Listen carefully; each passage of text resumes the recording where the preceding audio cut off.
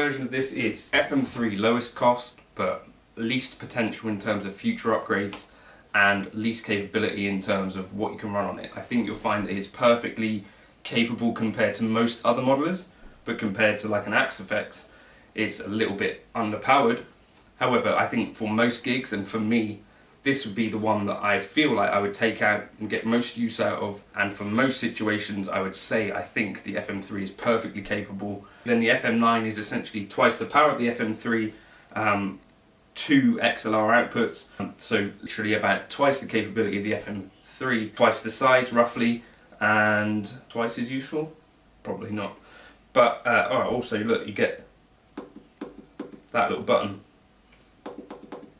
So that makes it worth it, doesn't it? It's not twice the cost of the FM3 though, which is nice. I don't know if you can get them properly yet in the rest of the world, but I think the US they can get them, and soon you'll probably be able to get them in Europe and stuff. But I feel like the FM9 was what a lot of folks were wanting from Fractal, you know, basically a floor unit which could do the whole Axe-Fx thing, you know, dual cabs, dual amps, all that sort of stuff. Still relatively portable, but not necessarily something you could be travelling with as easily as this. This fits in a laptop bag. Let me know in the comments if you've got a bag that this fits in. And then you got like the flagship thing, which obviously you pay more for, and don't forget that also on top of this you'd have to factor in the cost of a floorboard, which I think is one of the downsides of the Axe-Fx. But this is the thing that can do 2 amps, 2 cabs at the same time, 2 reverbs, so basically quite a bit more powerful than the FM9 technically, but in terms of what you can actually do on it, it ends up being roughly similar to the FM9 at the moment. But apparently this is twice the power of the FM9, so in the future there certainly might be things that the Axe-Fx3 can do that the FM9 won't be able to do. And it has a few kind of unique things, like in the cab block you've got smoothing. I think the amp block is slightly different to the FM amp block as well. According to the wiki, you've got things like input sensitivity and some bias settings that are slightly different, or you know, it runs slightly more complex algorithms. Whether you or I will notice that, I don't know. Real-time analyzer, it's got a vocoder, it's got tone matching thing, so technically you can do like profiling and stuff like that with it as well. But again, for me, as someone who actually goes out and gigs these things, this is the thing that I'm most comfortable taking out, because it doesn't take up much room in the car. I don't have to worry about it as much as if I was taking this out. You know, this is quite an expensive piece of gear and quite specialist. Fairly robust, I'd say, but difficult to replace. And that's kind of the thing across the board with the Fractal stuff, I guess. If you're taking these out, gigging them regularly, or you know, planning a tour around them, in terms of building in a backup, that might be a bit tricky. If you do end up going for these, basically the on-screen user interface is the same for each of them, same size screen and all that stuff. And I feel like it's going to take most of us a little bit of time to figure out what's going on with this kind of stuff. The manual is quite helpful. Not the easiest interface in the world to use, but I feel like all of the modelers come with a learning curve anyway. But worth bearing in mind that that's what you might end up working with on stage, whether you go for the FM3, FM9 or the Axe-Fx3.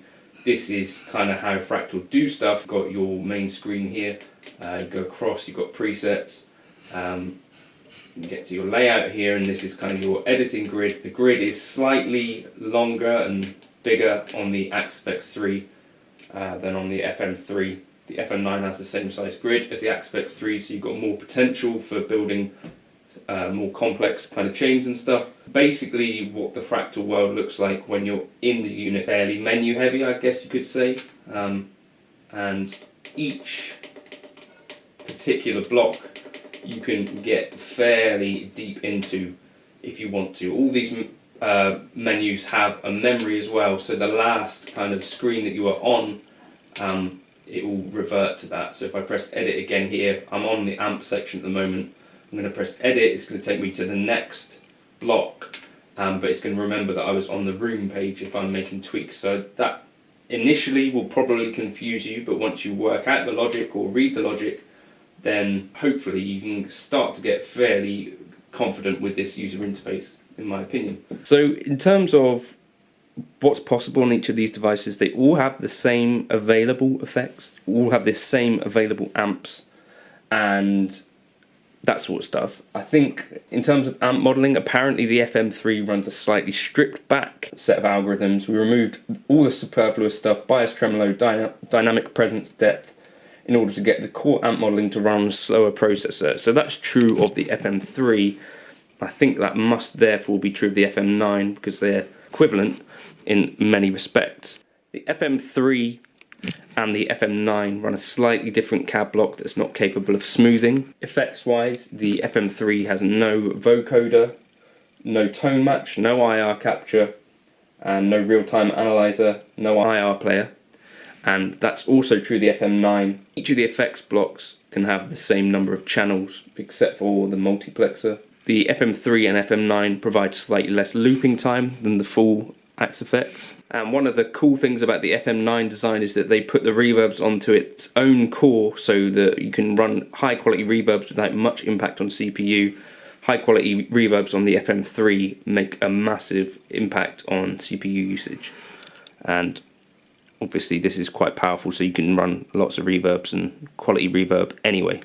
So those are like the things to maybe think about, but also what you need to think about is that these little guys are ready to gig as they are. This, you're going to need a foot controller with it as well, so that's another cost on top of what is already the most costly option. You know, FC6 is going to cost you, I think, about £400. So that's something to add on to the cost. If I'd watched a few videos, or if I've tried this and thought, actually I'm bumping up against this CPU all the time, and there's things that I really want to be able to or need to be able to do, like dual amping and stuff, maybe this is the guy that I'd look at.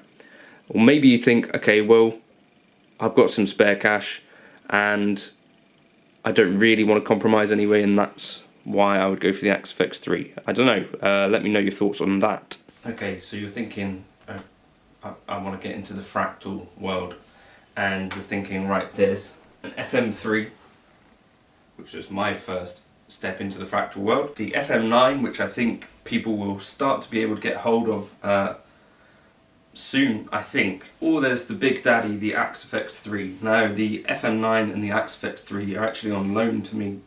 I don't own these bad boys, but they're fun to play around with. But I wanted to just do like a little video trying to show some of the differences between the units and talk about where I think I would go if I was thinking about trying a Fractal for the first time. For me, the FM3 was quite important because it represented, I think, Fractal's cheapest ever modeler, and I think it represented a way for some folks who hadn't necessarily tried the Fractal stuff before but weren't necessarily willing to spend sort of £2,000 on an experiment.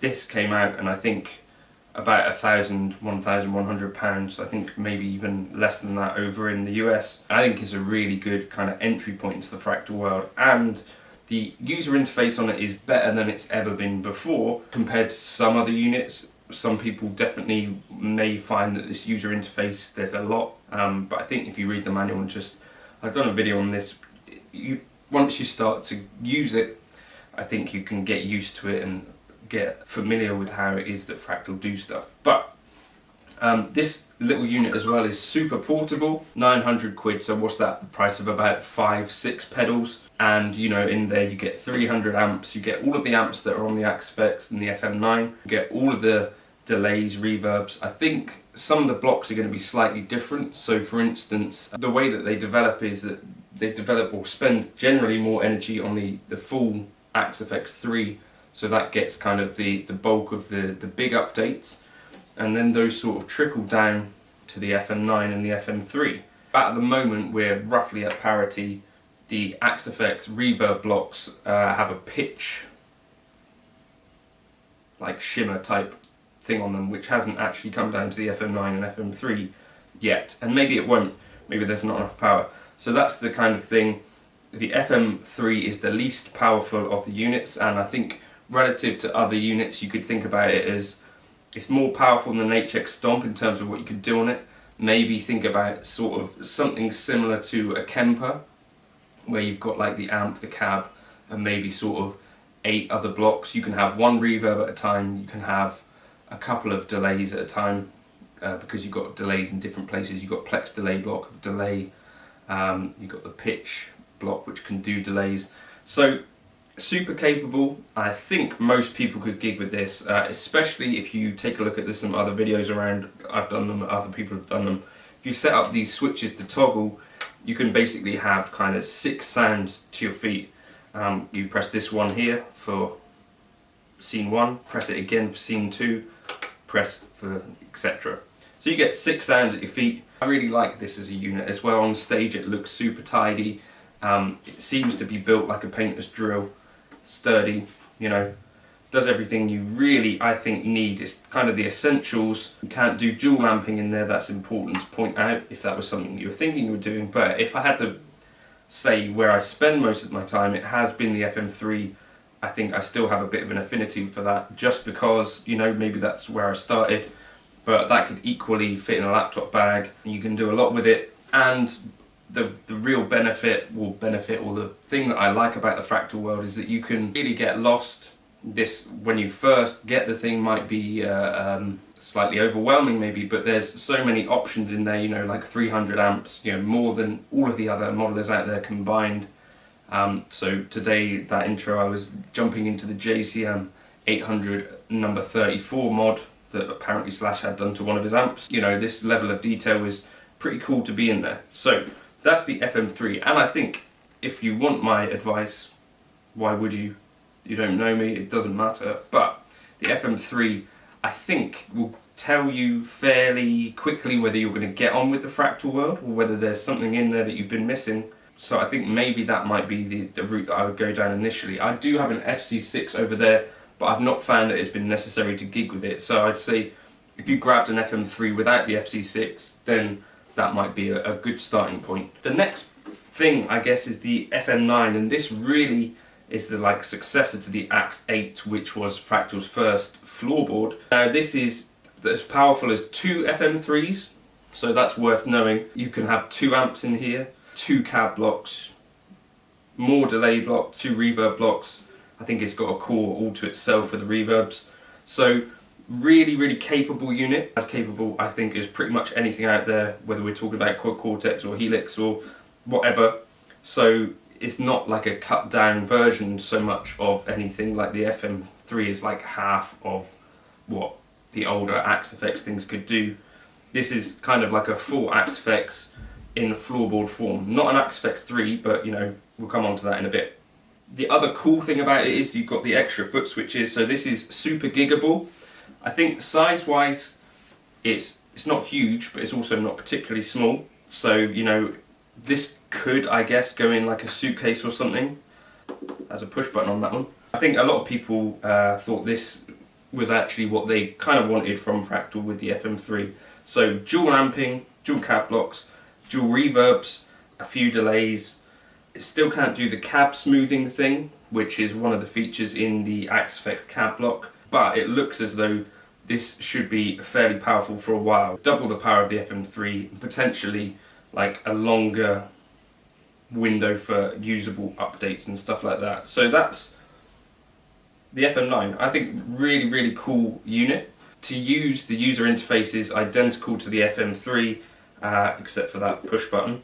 The one thing that I'd say about the FM9 is that I haven't necessarily found myself building presets particularly different to the FM3 anyway, so although you've got that extra power, I would ask whether you think you're going to actually need it, because for me, if like that preset you saw in the opening might be indicative of the kind of things that I might do, I have an amp, I have a cab, I have a delay, a reverb, and a drive, and because you've got channels switching, so for each scene you can have each amp or cab block or whatever block it is can have different channels. So you could have a JCM 800 on scene 1, switch to channel 2, you could have a matchless DC30, so you've got loads of capability in there anyway, even with a single amp block, because it can be 4 different amps across the scenes. I haven't found myself using the full capability of the FM9, so maybe that's something worth checking out. And again, if you were to get an FM3 and you found actually I'm bumping up against this CPU limit or the limitations of the device quicker than I thought I might, then maybe you might think, okay, the FM9 will be for me then. But I think there's a chunk of people that are going to be well serviced by the FM3. The other thing that we've got dual XLR outs, so a little bit kind of more maybe stage ready for certain applications, and we are able to extend this again even with an FC6 if we wanted to, so you could have as many pedals as you need. I think this is the sort of thing that you might have to get a flight case for. Leave a comment if you've found the sort of ideal case for transporting the FM9 in. And then we come to the FX3, and so this is kind of like the daddy of the whole thing. I think they've actually brought out a turbo version now as well. So this would be like ideally a studio kind of thing, but you know, if you were taking it out, I'm gonna guess you're gonna rack mount it and all that stuff. Downside to the FX3 thing, I think, is cost, because even once you've spent the money on the unit, you're gonna have to then go and buy a floorboard for it, which is not a cost that you have to bear in mind with the FM3 or the FM9. Obviously, the FX3 is most fully featured, and you've got a whole bunch of different outputs and stuff on the back here, dual inputs and that sort of thing as well. But I guess the real reason that you might buy an FX3 as well is that it's twice the power of the FM9 even, about 4 times as powerful as the FM3. So the potential for like future stuff, I guess, is much bigger with the FX3, and we're seeing like they brought out the super long IRs for the kind of room sounds. The experiments that Cliff are going to be doing, I think he actually programs for the FX3. He's going to be focused mainly on improving this platform, and then the trickle down goes to the FM3 and the FM9. But this is generally going to be where the newest updates come first. I think that'd be fair to say.